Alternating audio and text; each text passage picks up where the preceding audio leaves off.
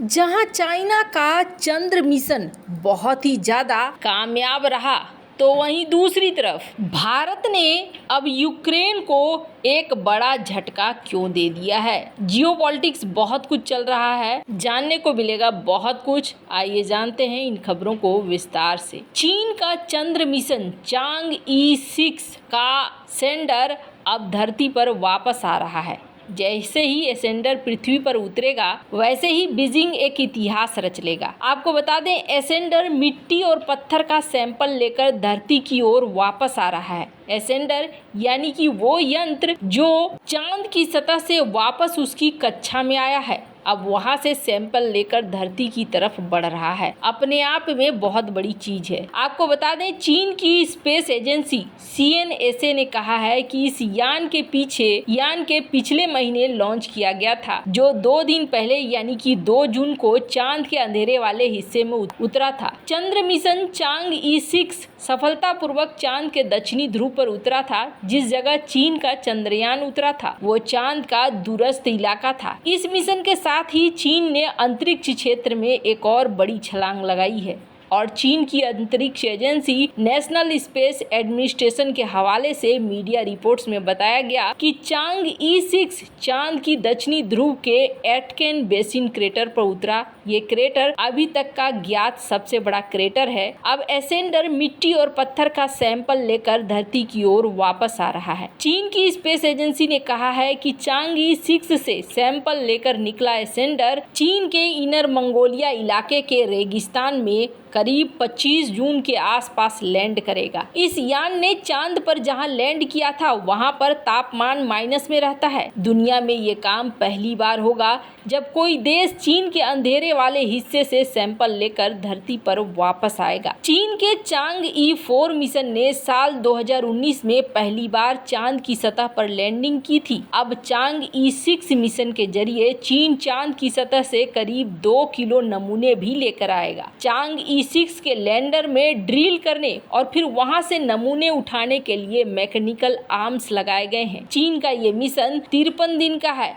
और इसे 3 मई को लॉन्च किया गया था। चीन का ये मिशन इस मायने में भी खास है क्योंकि इसने चांद के उस हिस्से पर लैंड किया है जो हमेशा पृथ्वी से दूर रहा है। यहाँ पर कभी भी सूर्य की किरणें नहीं पड़ी हैं। ऐसे में इस क्षेत्र के नमूनों से वैज्ञानिक तौर पर अहम जानकारियाँ मिलने की उम्मीदें हैं। नमूनों के परीक्षण से इस बात का खुलासा हो सकता है कि चंद्रमा का निर्माण कैसे हुआ। चीन के राष्ट्रपति शी जिनपिंग के नेतृत्व में चीन का अंतरिक्ष कार्यक्रम तेजी से आगे बढ़ा है और ये अमेरिका और रूस से मुकाबला करने की कोशिश कर रहा है। अमेरिका ने चेतावनी दी है कि चीन का अंतरिक्ष कार्यक्रम सैन्य उद्देश्यों के लिए हो सकता है। चीन ने साल 2030 तक चांद पर मानव मिशन भेजने का टारगेट किया था। अमेरिका भी चांद पर साल 2026 में फिर से मानव मिशन भेजने की योजना बना रहा है, पर अमेरिका की योजनाएं अभी धरी की धरी रह जा रही हैं और चाइना की योजनाओं में काफी हद तक सफलता मिल रही है। जहां एक तरफ ये सब कुछ हो रहा है, वहीं दूसरी तरफ आपको याद होगा अभी से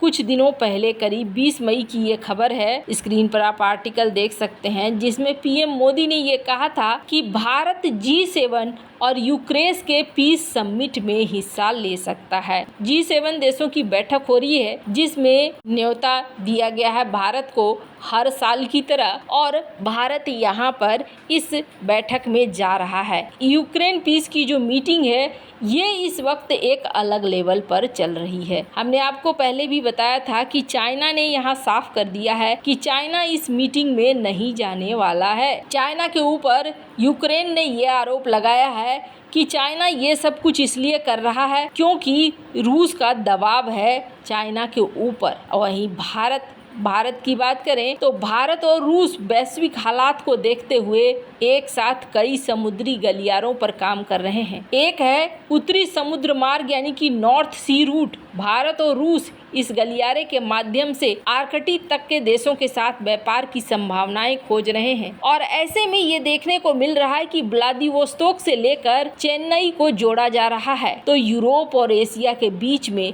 पुल बनाने का काम भी चल रहा है कॉरिडोर के माध्यम से। हाल ही में भारत ने कई सारी चीज़ें एक्सपोर्ट भी करी है रूस को, और ये ज़्यादातर इंजीनियरिंग के पार्ट्स हैं जिसको भेजा गया है। इन सब के बीच में ना अभी एक अलग ही लेवल की बातचीत होनी शुरू हो गई है कि क्या यूक्रेन शिखर सम्मेलन में भारत शामिल होगा या नहीं होगा। रूस यूक्रेन के बीच जारी जंग को रोकने के लिए स्विट्जरलैंड में शांति शिखर सम्मेलन का आयोजन किया जा रहा है। इसका मकसद संकट को खत्म करना और क्षेत्र में शांति लाना है। हालांकि भारत की ओर से इस सम्मेलन में भागीदारी के स्तर पर कोई फैसला नहीं लिया गया है। नाम न छापने की शर्त पर मामले से जुड़े करीबी लोगों का कहना है कि 15 से 16 जून के दौरान लेक ल्यूसन के ऊपर बर्गेन स्टॉक होटल में होने वाले यूक्रेन शिखर सम्मेलन में भारत के शामिल होने की उम्मीद है। हालांकि नई दिल्ली का प्रतिनिधित्व प्रधानमंत्री या विदेश मंत्री जैसे बड़े नेताओं के द्वारा नहीं किया जाएगा।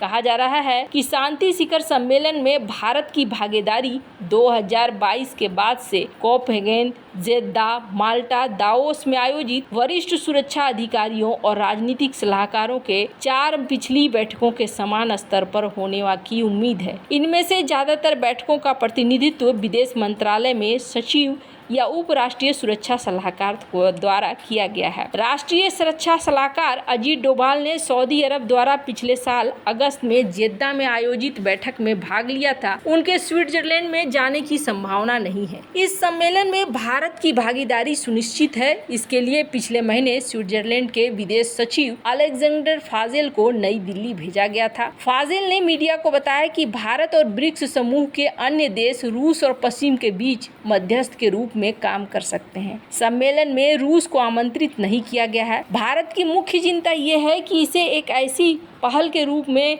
देखा जा सकता है जहां पर पश्चिमी देश एक समूह बिना रूस की भागीदारी के इस युद्ध को खत्म करने के लिए रोड मैप तैयार करते हैं। भारत ने यूक्रेन पर रूस के आक्रमण की अब तक सार्वजनिक रूप से आलोचना नहीं की है। हालांकि इसने दोनों पक्षों को शत्रुता को कम करने और समाधान ढूंढने के लिए बार बार कहा है, पर यूक्रेन चाहता है कि भारत एक्टिव तौर पर यहाँ आए आगे, और भारत यहाँ पर एक्टिव तौर पर आता नहीं दिख रहा है। यूक्रेन इस युद्ध को समाप्त तो करना चाहता है, लेकिन इस युद्ध को समाप्त करने के लिए जो चीजें चाहिए वो आगे नहीं बढ़ रहा है। वैसे आपको बता दें, जिस तरीके से यहाँ दिख रहा है, चाइना की तरफ से पूरी तरीके से नकारात्मकता है। स्क्रीन पर आप देख सकते हैं एक वीडियो को जिसमें ये यूएस को ही दोषी दे रहे हैं। ये कह रहे हैं अफगानिस्तान से लेकर इराक तक, यूक्रेन से लेकर गाजा तक, ये सब जगह पे अमेरिका अपनी वजह से चीज़ों को खराब कर रहा है और चीज़ों को सफल नहीं होने दे रहा है। ऐसा ही कुछ सांग्रीला डायलॉग में और भी लोगों का देखने को मिला, और ऐसे में ये मान रहे हैं कि चाइना तो नहीं जाएगा ही, पर भारत भी अपने बड़े अधिकारियों को नहीं भेजेगा। वैसे आपको क्या लगता है, भारत का ये फैसला कितना सही है या नहीं है? कमेंट कर अपनी राय जरूर बताएं। जल्द मिलते हैं अगले वीडियो में नई खबर के साथ।